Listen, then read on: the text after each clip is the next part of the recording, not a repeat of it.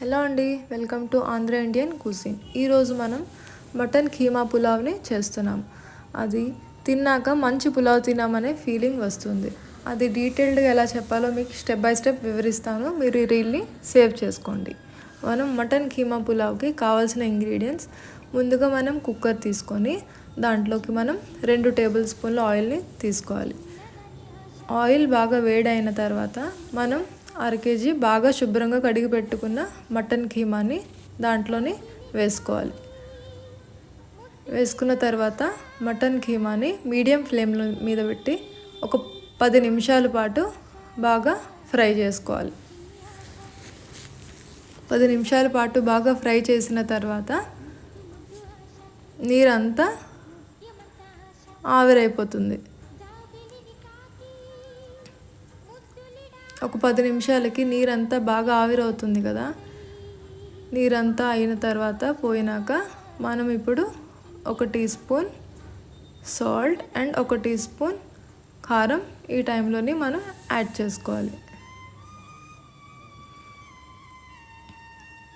ఒక 5 మినిట్స్ పాటు మనం ఫ్రై చేసుకోవాలి.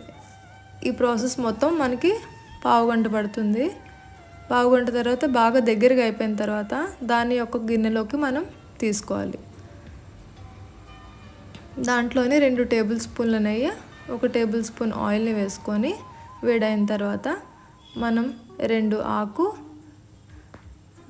1 టీ స్పూన్ షాజీరా పౌడర్, 1 పెద్ద ఇలాచీ, 2 చిన్న ఇలాచీ, 4 లవంగాలు, 3 దాల్చిన చెక్కలు వేసుకొని కొంచెం ఫ్రై చేసుకున్న తర్వాత 2 మీడియం సైజ్ ముక్కలు ఆనియన్స్ వేసుకొని 3 పచ్చిమిర్చి వేసుకొని బాగా ఫ్రై చేసుకోవాలి. 1 నిమిషం పాటు ఫ్రై అయ్యి రంగు మారిన తర్వాత 1 టేబుల్ స్పూన్ అల్లం వెల్లుల్లి పేస్ట్ని వేయాలి. 1 నిమిషం పాటు ఫ్రై చేసుకున్న తర్వాత పచ్చివాసన అంతా పోతుంది కదా, అప్పుడు మనం ఫ్రై చేసి పెట్టుకున్న కీమాని అందులోకి మనం వేయాలి. 1 నిమిషం పాటు ఫ్రై చేసిన తర్వాత అప్పుడే మనం కడిగి పెట్టుకున్న బాస్మతి బియ్యాన్ని, నేను 1/2 kg కీమాకి 1/2 kg బాస్మతి బియ్యం వాడుతున్నాను. 1/2 kg బాస్మతి బియ్యాన్ని మనం వేసి 1 నిమిషం పాటు ఫ్రై చేయాలి. నేను దేంతో 500 grams ఆఫ్ నేను రైస్ తీసుకున్నాను కదా, నేను 750 ml నీళ్ళు పోస్తున్నాను. అంటే 1కి 1.5 నీళ్ళు పోస్తున్నాను.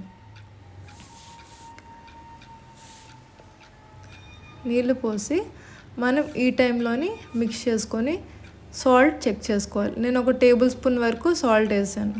మీరు సాల్ట్ ఈ టైంలోనే కరెక్ట్గా చెక్ చేసుకొని అప్పుడు మీరు పైన కొత్తిమీర వేసుకొని హై ఫ్లేమ్ మీద 3 విజిల్స్ వేయించుకోవాలి.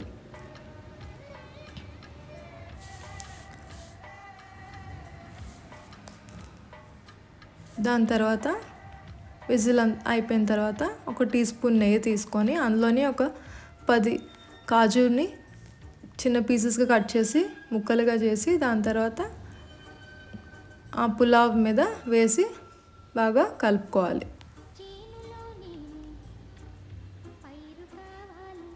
చూడండి ఎంతో బాగుంది కదా. ఈ టైంలోనే మనం ఆ పులావ్ మీద వేసి ఎక్కువ కలపకూడదు, కొంచెం లైట్గా మిక్స్ చేయాలి. మిక్స్ చేసి నేను దీంతో పాటు ప్రాన్ రోస్ట్ని కూడా చేశాను. అది మీకు నెక్స్ట్ వీడియోలో నేను అప్లోడ్ చేస్తాను. ఇది మనం రైతాతో తింటే చాలా చాలా బాగుంటుంది. ఇది మీరు ట్రై చేయండి. ఎలా వచ్చిందో కామెంట్లో చెప్పండి.